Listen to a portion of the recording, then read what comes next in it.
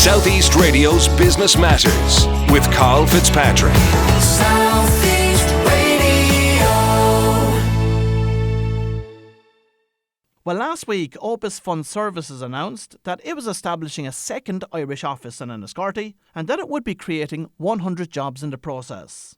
I'm now joined by the regional CEO of Opus Fund Services, Christian Pollard, to discuss this exciting development for County Wexford. Christian, before we discuss the company's expansion in Ireland, what is Opus Fund Services? Good morning, Carl. It's an absolute pleasure. Thanks for having me. Opus Fund Services is a fund administration company. So we're part of the sort of large fund business that's predominantly serviced out of Dublin in Ireland. So there's 4.2 trillion euros of assets that are administered here in Ireland. And we've recently become authorized from the central bank to join in on that market and seek to service some of the asset managers that are launching investment funds here in Ireland. So from a service offering perspective, who are the typical clients for Opus Fund Services? Sure. So we currently service in the region of 400 or 350 asset managers. So these are individuals or firms that are managing capital on behalf of their investors. So our clients are asset managers. They come to us looking for an independent agent to calculate the NAV and communicate the value of their holding and the value of an investor's holding in their fund out to the investors. Now, the company has a global presence with offices established in Bermuda and across the US and Canada. But with the establishment of an office in Dublin, it signalled the company's intention to enter the European market. Why did Ireland appeal to Opus as the base for its European HQ? Certainly. So we built Opus in Bermuda, and my native country, and we were gaining a huge amount of traction in the United States, and we have some fairly ambitious growth targets for the company. And we saw the traction going very well in North America, and we said, well, if we're to continue to be able to grow at the rate that we are seeking to do, we need some new markets, and Europe was the obvious choice for us. And when a fund provider, service provider such as us is looking at Europe, there's a few jurisdictions to consider. Luxembourg and Ireland would be the primary jurisdictions for an asset manager to domicile their fund, and Malta also, and there are some smaller players jumping in as well. But really, when we're such a North American-focused business, Ireland was a very obvious choice. The legal framework, the English language, and just the association between the strong ties between North America and Ireland made it a very easy decision for us. And what other locations across Ireland did you consider before deciding on Enniscorthy? So we looked north of Dublin, we looked at Dundalk, and we looked south of Dublin, somewhere in County Wexford, and we actually looked at Sligo as just being a sort of left field. Let's have a look at a few different corners of Ireland and understand what the differentials are there. And we narrowed it down to County Wexford. So what appealed to you specifically about Enniscorthy? The first decision was County Wexford, and that was based on a proximity to Dublin, to the airport, to our European headquarters, which remains on Baggot Street in Dublin.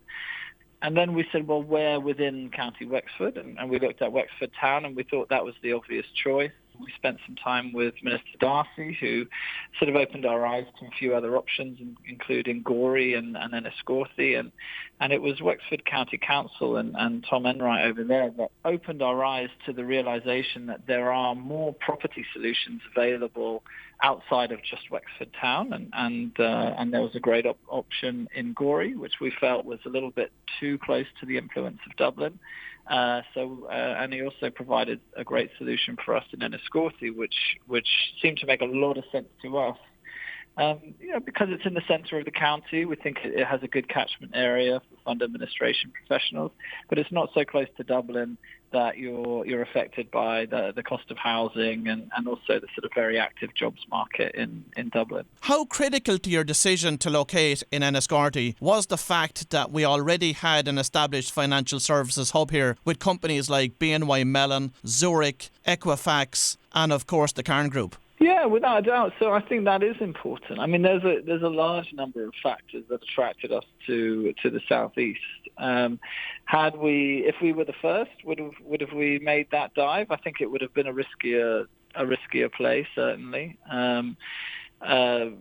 However, and this is part of the equation, is that proximity to Dublin and knowing quite well that there are lots of people from County Wexford currently living in Dublin and probably finding the housing market to be difficult, and saying, you know what, whether it's time for me to go and reconnect with my upbringing in Wexford or whether it's just, a bit too expensive to be in Dublin, that there were opportunities for people to move, back out to County Wexford. So I think it is important. It's great that there's a collective of companies, and we look forward to being a collaborative player in that cluster. And I think that will only continue to facilitate more companies opening up in the area, which we're absolutely supportive of. So I think it is a factor, but it's by no means the only factor. So, Christian, as part of the announcement, it was revealed that 100 jobs will be created by the company. Over what period will these jobs be filled, and what type of positions will be on offer? Yeah, sure. So currently we're seeking to hire a single IT support specialist, someone to join our global IT technology team to help maintain our IT systems here in Ireland. And that role will cover our Dublin operations as well, but will be based in Enniscorthy. And we have a position open for financial reporting, so someone that can help produce IFRS and GAAP financial statements.